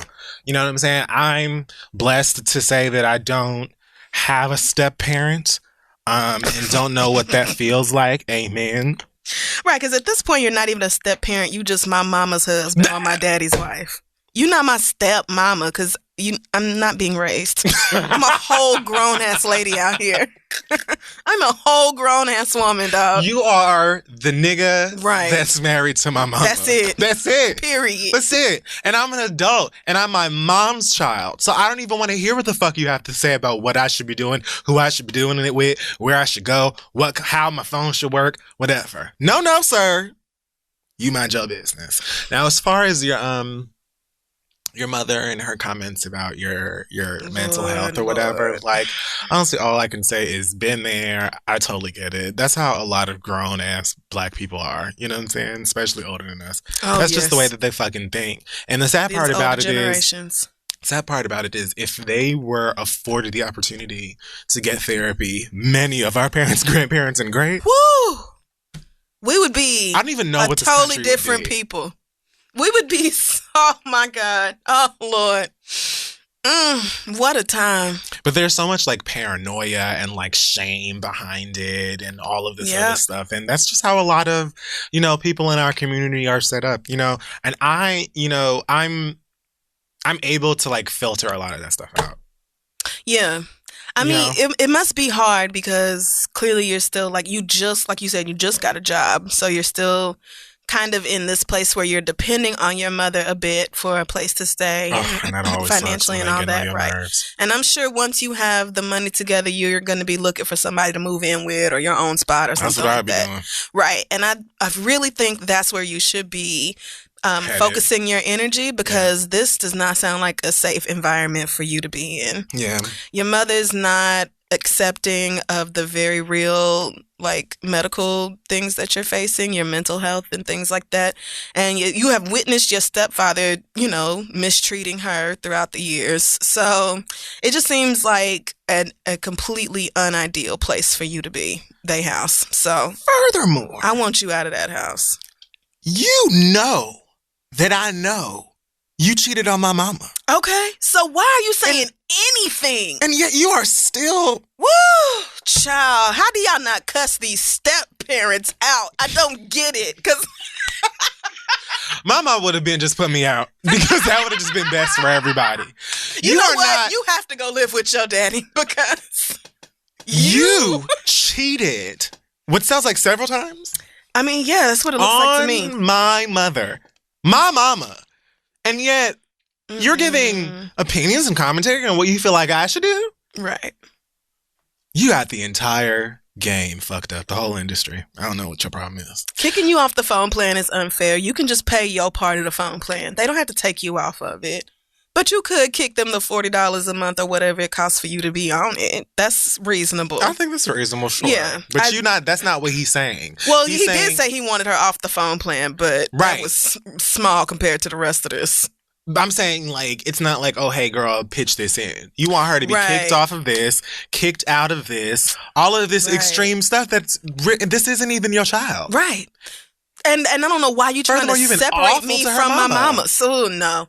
This nigga is bad news. I don't like him for your mama. I don't like that fuck nigga either, to be honest with you. I don't like your mama him. Business. All you can do at this point, since it seems like your mom wants to be hard-headed about it, is do whatever is best for you. And I agree with Crystal about, focusing on a plan to exit the house. Yes, if it comes down to it, then I would talk to my mama and be like, you and me and you and us. Yes. Us together, just us. I mean, you can FaceTime daddy if you want, but genetics, right. The blood here, let's come up with a plan or give me an amount of time that I can have reasonably to save up money and look for another place. You know what I'm saying? You and your mama, if it just comes down to a situation where you need to leave this house. Yeah. You and your mother needed to come up with a reasonable and sensible and fair plan for you to work for real, and get somebody to save up to leave. Maybe for the rest of the year. Maybe for the rest of the year. And then move out in January. Whatever, honestly, like I said, is fair and makes sense. And then, let you, go on about your business since niggas want to do whatever the fuck they want to do and feel like they can talk to people all kinds of crazy and treat women like trash and not respect their actual ass kids. Right. But fuck him and the devil himself. And if it turns out that you can't afford, because I don't know if you live in like New York or LA or somewhere else ungodly where you just can't afford to leave. If that's the case, then all three of y'all need to come to an understanding of like, okay, we're grown, these bills are paid here, like you contribute to part of the house just like everybody else does, and in return you are treated like a grown-ass adult who, acts in the same way as a grown-ass adult, the rest of them in the home. And if that means you and your stepdaddy simply don't talk to each other and y'all coexist in that house, then that'll be what it is, if you just have to. My mama will have to pass the message on for me. Or if moving in with your daddy is an option and you would want to. I mean, the only reason I wouldn't want to leave is because I would be, honestly, a little nervous to leave my mom in the house with a nigga that treats her like that. That would be the only thing holding me back. See if you can get them to divorce. Pull some Parent Trap type shit. I can't even laugh because that's dead ass what I would have been doing. Like, what can I do? Oh, you could plant a cheating story or something crazy. Girl, let's not even plant condoms in his car. Let's not do that. I'm so like, I would do it. But I'm just saying, let's not. All right, let's not contribute to, fucking up this young girl. I would. But good luck to you, sis. If nothing else, I hope you're able to move out and that you and your mom are able to have a healthier relationship down the road. And he goes to hell. All right. That is going to wrap up the questions this week on The Read. Stay tuned. We'll be back. Hey guys, support for today's show is coming from Care of, the monthly subscription vitamin service that delivers completely personalized vitamins and supplement packs directly to your door. So this is how it works. You go into Care of and you take their fun online quiz, which asks you all about your diet, your health goals, lifestyle choices, and find out in 5 minutes what vitamins and supplements you specifically need. Then your vitamins will get delivered right to your door in a personalized, easy to remember daily pack or series of them, rather. Facts. Perfect for a busy, on-the-go lifestyle. Many of y'all are hopping on trains, buses, hopping in your car, getting on planes and moving around, and you always have time to do what you got to do in the places you want to do them. If you're a vegan or a vegetarian, they've got supplement options for you, Fran girls. Yes, they do. Those are available to match your dietary needs, and your monthly subscription box can be easily modified at any time. Get your vitamins and eat them. It's so incredibly simple. It is perfect for busy people on the go. It is also perfect for people too depressed to care about whether they're taking care of themselves. And maybe you need to take maybe you need to just take your damn recommended daily pack of vitamins so that your body can still keep going. At least start there. I'm just saying that's my life. Yeah. But it was very easy to get signed up. You can do the same thing. For 25% off your first month of personalized care of vitamins, visit Take Care Of and enter READ. That's takecareof.com and enter code READ for 25% off your first month of personalized care of vitamins. Let them know we sent you, and let's move on. Folks at home and Nicki Minaj, remember that today's podcast is also being brought to you by Talkspace. It is an online therapy company that lets you message a licensed therapist from anywhere at any time. That's right, Nicki. You can be at your computer, on your phone using the Talkspace app, and you can improve your mental health even if you've had trouble making time for it in the past, all in your own time and in your own business. Remember that therapy is not just about venting your innermost thoughts or where your album is at. You can dig into childhood memories or whatever you want to talk about. It's also very practical. It's about everyday strategies for stress management and living a happier life. Don't we all want to do that? Yes. Having a therapist simply provides you a designated person for you to talk to who is trained to listen and help you make positive changes. It's a great thing to do. It is. I mean, we all like to vent online and get our feelings out, but there's nothing like talking to a qualified mental health professional when you really need help getting through life. And the Talkspace platform has over 2,000 of those licensed therapists who are experienced in addressing the life challenges that we all face, not even just the superstars among us. Everybody goes through shit. So to match with a perfect therapist for a fraction of the price of traditional therapy, go to Talkspace.com/read and use code READ to get $45 off your first month. That's code READ and Talkspace.com/read. Talkspace is therapy for how we live today. Go try it out and let's wrap up the show. So we're back. It's time for the read. It is. And honestly, you should go first. Oh, sure. I mean, I just feel like yours is going to be so good. I cannot wait to hear it. I mean, I'm just going to keep it very brief. Okay. So I did not watch the VMAs. If you listen to the show for the past few weeks, then I guess you'll know why. I just could not co-sign on, where I felt like that Vanguard Award was going. Congratulations to J-Lo, though. Great performer. Heard that she put on a hell of a show. I heard. Okay, yeah, no, you didn't watch it. I had a feeling you didn't. As we said, Aretha Franklin recently passed. We're attempting to heal. For whatever reason, someone at MTV in charge of putting people on the stage at VMAs sent Madonna, a.k.a. Tekashi, 69 years old, out onto the stage. All right. I'm sorry. I'm done. Looking a fucking fool, wearing her whole Christmas tree. It's like she got something at a gift shop in every country she's been to in Africa and just wore it all on the stage. Mm-hmm. And we were supposed to just be like... Yep. Rachel Dolezal's QVC shop. Right. Couture. Down. So she went out there and she gave this very long-winded speech about some fucking audition that she went to for some white people.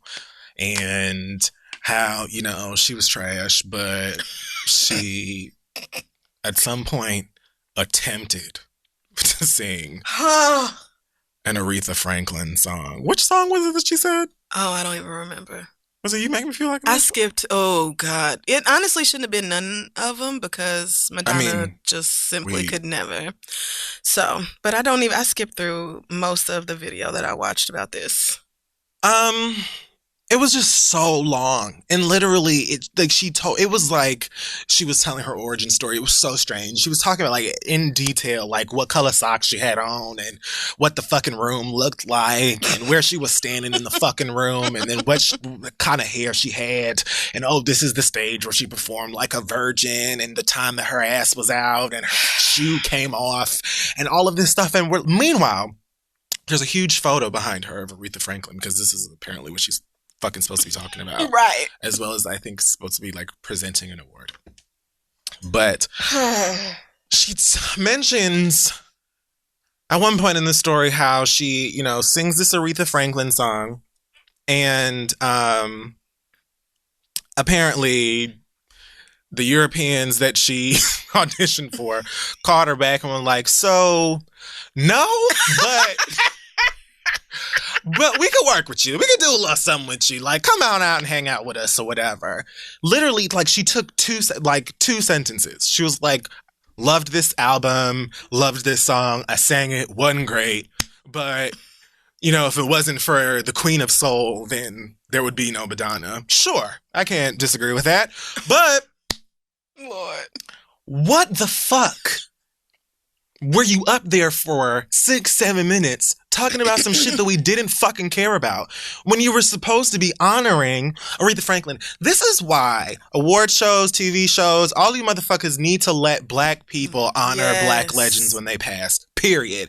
Because I have more faith in almost any Negro to get up on stage and give a better tribute to black legends at this point. Almost. I'm so tired of these award shows hiring fucking Demi Lovato's and these just random white girls and even older white people to just go up there. And so then she, after this horrible ass shit that she was talking about, says that she blamed MTV and said that, well, it was never supposed to be an Aretha Franklin tribute. She was supposed to be presenting Video of the Year. And they told her that when she went out there to give an anecdote about Aretha Franklin, which, A, let me know that they were not at all prepared to honor Aretha. She passed not too long ago. 2 days before the show. So right. I didn't expect them to be ready. I didn't expect a full performance. And I didn't expect any of that either. I did not want a performance. Thank you. There's nobody MTV could have called to do that. Period.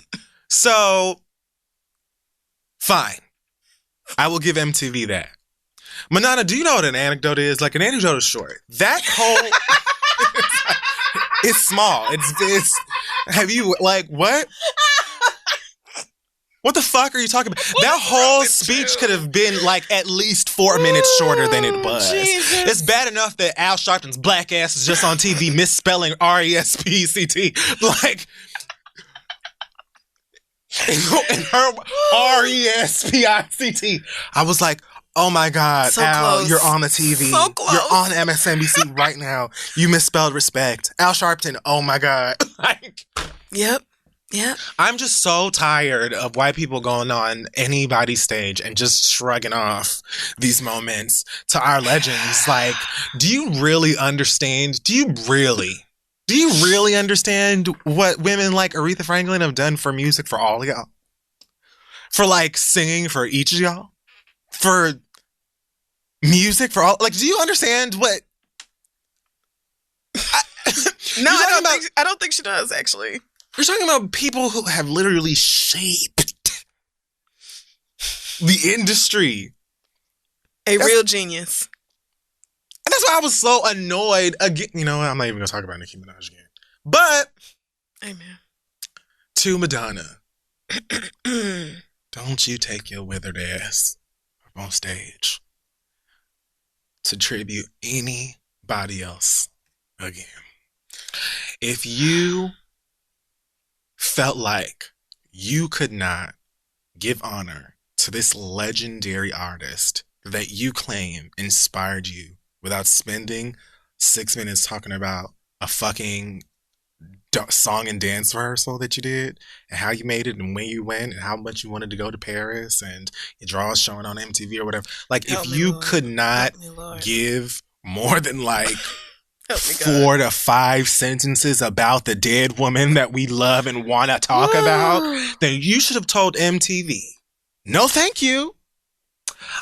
Actually, the only memory that I have of Aretha Franklin is the time that I shat all over one of her most legendary records. That's all I've got. So maybe let's not. How about instead, when we go to commercial, you show her picture and play 15 seconds from one of her songs? Because I would have rather heard 15 seconds of any goddamn Aretha Franklin song Okay? I would have liked to hear a little motherfucking prayer. I would have liked to have rock steady, my hips moving left to right. Lord. Bitch, any motherfucking thing else. You could have literally just had somebody put up on the fucking screen. Like, I would have rather seen the mouse moving up around on the Jumbotron and just go up to Google Images and just put, what is just wrong with blow you? up. I would have rather that happen than have to listen to this bitch who I don't even care about talk about her failing a dance rehearsal. Like, and how Aretha gave her the strength. Girl, shut up and get your old ass off the fucking stage. Fuck is you talking about? I'm tired. And that's it. She did the same thing in 2009 when Michael Jackson died.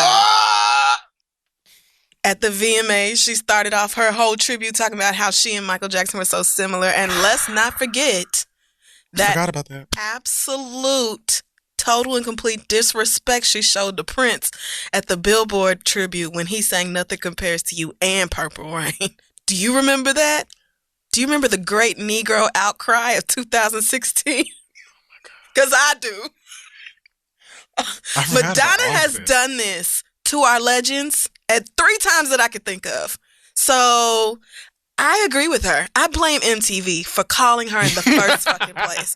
I blame MTV for knowing Aretha fucking Franklin died, and instead of getting on their knees and begging Patti LaBelle or somebody, Shaka Khan, somebody worthy, Dionne Warwick even, somebody worthy, saying, please, I know you have other things to do. You could be digging jam out of your toenails, and that would be more fun than coming to New York for the VMAs. But we are begging you to get on stage for 5 minutes and talk about Aretha Franklin, because these young white shits don't know nothing about how legendary she truly is. Could you Skype in? Could you just anything? Somebody, we'll just put you up on the screen. Just anybody that we know will make this make sense. You could have called a younger Black legend, somebody in their 40s, 50s, 60s, who is maybe not in that same class as Aretha and them, but somebody else who has done great things.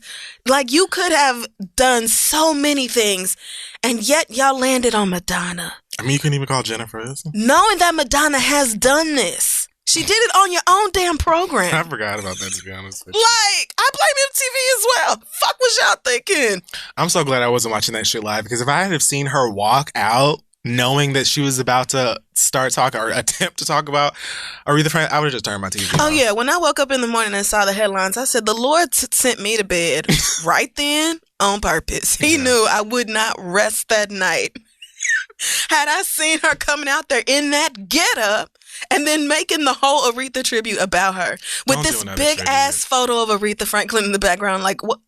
Why are we hearing your life story? Why are we? Don't do another tribute ever again. Don't invite Madonna to talk about no more Black people. You record a lengthy discussion or lengthy monologue about yourself. Yes. And then when you die, we'll just play that. Because you're very good about talking about you. Woo, sorry. I just had to make sure that I included that part because it makes it so much worse. It does. It does. It makes the story I remember so the much Prince worse. thing. Yeah. But that Michael one. Yeah. That Michael one blew my mind. Me and Michael Jackson. Michael Jackson had siblings. So did I. We grew up in Michigan. So did I. It was like, believe I girl, forgot about that. who the fuck cares? Michael fucking Jackson died, bitch. Shut None up. of us care, Oh my Madonna. God. Shut up. That's white people's legend, man. Also, I really, really quickly want to say that I'm sick and tired of y'all, how some of y'all do Young and May. Like, please, like, the bitch is just, she's got it. Period. And it's really pathetic that whenever she gives it, the only thing y'all can talk about is the fact that she's gay. Like, I just think that it's so annoying that she's so, like, heavily undermined as a rapper. You know what I'm saying? I think she's just the greatest thing. She's got bars. Right. Like, period. She can rap. Absolutely. You saw that freestyle she did? Absolutely. But I like, loads of the records that she has put out. Patty Wap, Walk, Practice, Oh, since I love Walk. flames. I love And it's just like every time she puts out a freestyle or somebody posts like this new Young M.A thing, it's all about her, you know, being gay or she looked like a nigga or her voice is deep strap. or whatever. Get the strap. It's just dumb. It's annoying to me, and I feel like Young M.A deserves more credit that she's getting. Not to say that she's not getting any, but she's been putting out consistently good music, in my opinion, as far as rap goes, especially if you look at the, you know, look at the offering of what rap is giving right now. Right. No, she definitely is good. But when you're a woman in the industry, like, there's really no way to win. Yeah. So you might as well be real to who you are, and that's exactly what she's doing. Like, she's not doing the pretending I'm straight and wearing, you know, makeup, heels, dresses, and that shit. She's like, I'm out here dyking, so I'm out here looking like a dyke, and I'm gonna put bitches in my videos, and yes, I'm gonna be misogynistic, and I'm gonna rub my hands all over their asses. I'm gonna do all that. Yep, she's doing it. And same shit y'all niggas like. I have seen so many comments like from niggas on Instagram that are just like so pressed over her existence. Like, really? Are y'all really threatened? It's just really pathetic that a lot of y'all don't. It's like you don't know how to process her music without considering her sexuality as well. And yes, she talks about strapping bitches on the record, so there are going to be times that you have to just be like, oh yeah, you gay, you know, but give credit where credit is fucking due. Right. It's way too many niggas who are on top of the charts right now that are trash for y'all just be trying to act like this bitch. Woo! That was a word right there. You did that. Is that it? Yep, I'm done. All right. So I am going to pass my read this week. Pass the read like we used to. This came in from Kiave. Love it. Kiave's pissed. Me too. She says, August was going to be a big month for me since both On the Run and the Aubrey and Migos tours were coming here this month. Oh, boy. As you all suggested, if you stay ready for Beyonce tickets, you don't have to get ready for Beyonce tickets. Never fails. So once she dropped that tour announcement with only 2 days before the tickets were available, I was ready. I know, that's right. I snatched my ticket up even though it was harder to get than some Jordans on release day. I was crazy excited because this was my first chance to really be ready and able to grab Beyonce tickets. I also got my Drake ticket and splurged extra on this one. I'd seen him before for the Club Paradise tour, but had nosebleed seats. Still a great concert, but I opted for 5th row seats this time. Work. Fast forward to me finding out that Drake's tour date for my concert ticket was canceled. Oh, shit. Drake's PR team didn't email anybody. Neither did Ticketmaster. I found this out on the Shade Room of all places. Of course you did. Of course you did. They get them press releases first. That's true. Anyway, I immediately logged into my Ticketmaster account just to see a large red banner over my Drake ticket saying canceled. Damn.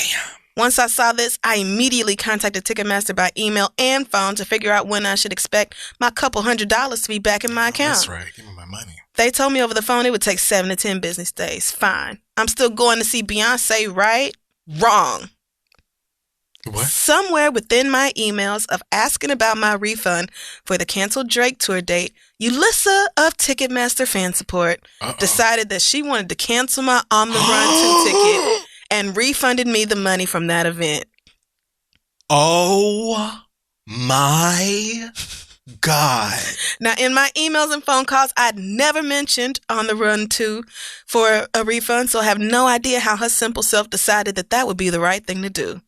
Now, not only am I trying to get my dollars back from the Drake ticket, I'm also trying to figure out how I can get my On the Run 2 tour ticket back. Of course, nobody knows how to fix this mistakes they made, so everybody is telling me different things. Finally, a supervisor told me that they found my ticket but need to recharge me for the whole thing, and I may have trouble getting into the event, but I just need to give them a call there if I can't get in. Are you serious? Bitch, what? So by now, I'm like, okay, at least let me just get to see Beyonce. So I said, fine, do whatever you need to do.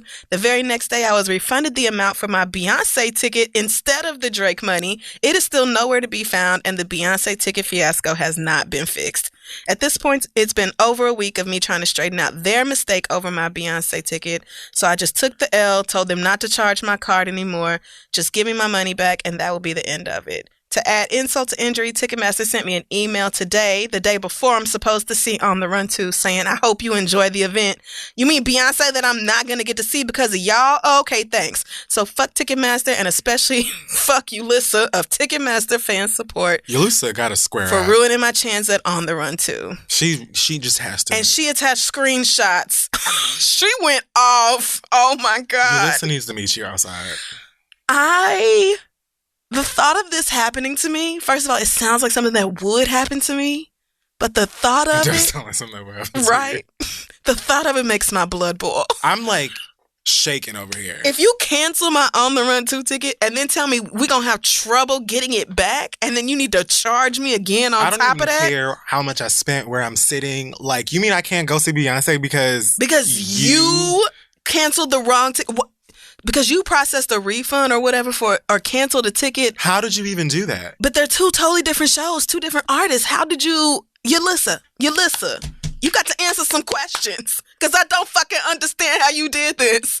I would be ready to fight. I would absolutely want to fight. This is worse than Tim and Go-Go. I wanted Tim fired in front of his children, but this is worse. Ulissa, I don't even know what kind of public disrespect Ulissa means. Wow. But child, when I tell you my pistivity would be through the roof. Who are you, Ulissa? Now, somebody at Ticketmaster going to have to meet me outside. I'm going to just guess that Ulissa might be like an older woman who just works one of those like support lines and you don't really know nothing about nothing. You just follow like script. Because if you knew the magnitude of Beyonce, you ask a question. You reconfirm before you delete that. Ulissa works the email inbox, so... I don't think she's just a regular. I think she's a trained fan support employee. No. I do think she is. They need to do more. And she fucked up in a huge, oh my God. Like they probably wrote her up at work behind this. Girl, I would damn. At least hope. I'll be damned, bitch. No, I would tell Ticketmaster that, I would be so searching the internet diligently for the address of wherever they do Ticketmaster fan support. Oh, okay. And I would walk in that bitch and I would ask for Ulissa by fucking name and request that you fire the bitch on my Instagram live. Tell Ulissa I am requesting her fade in the parking lot at 3 p.m. because that bitch got me fucked up. How you accidentally... So I get to miss both concerts. No, right. Not so now one. I'm not seeing either one. Not one. Right. But both of these concerts that I was supposed to go to. You saved your money. You bought tickets for artists you really wanted to see.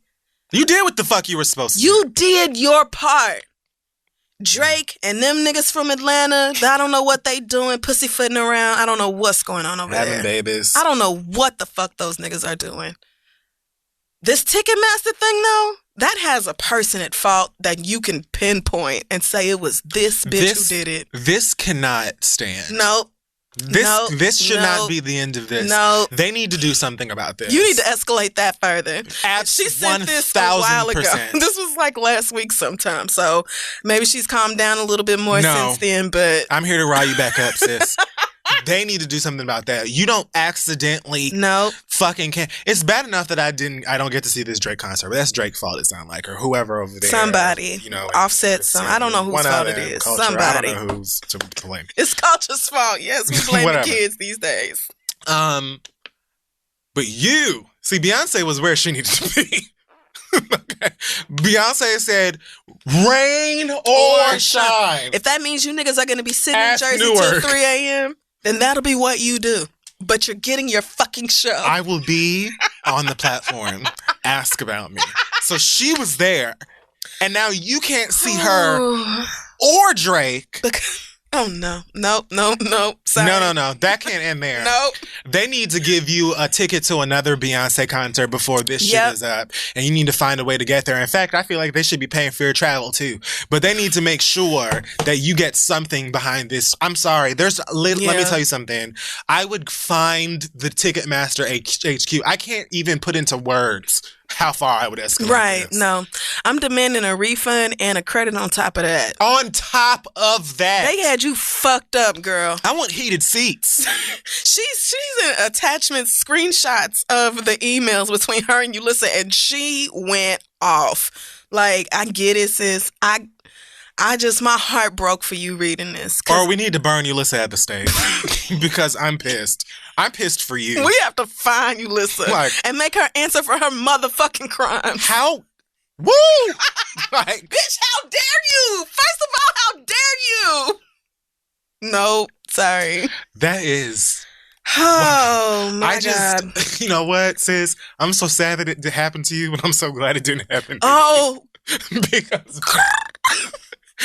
I'm trying to picture me in Paris dealing with them French talking fast niggas trying to get somebody to understand that Ticketmaster just canceled. Oh my God, can you imagine if it was just in another language? No, I'm sorry. That is not, it's not acceptable anywhere. They told you to buy the ticket again.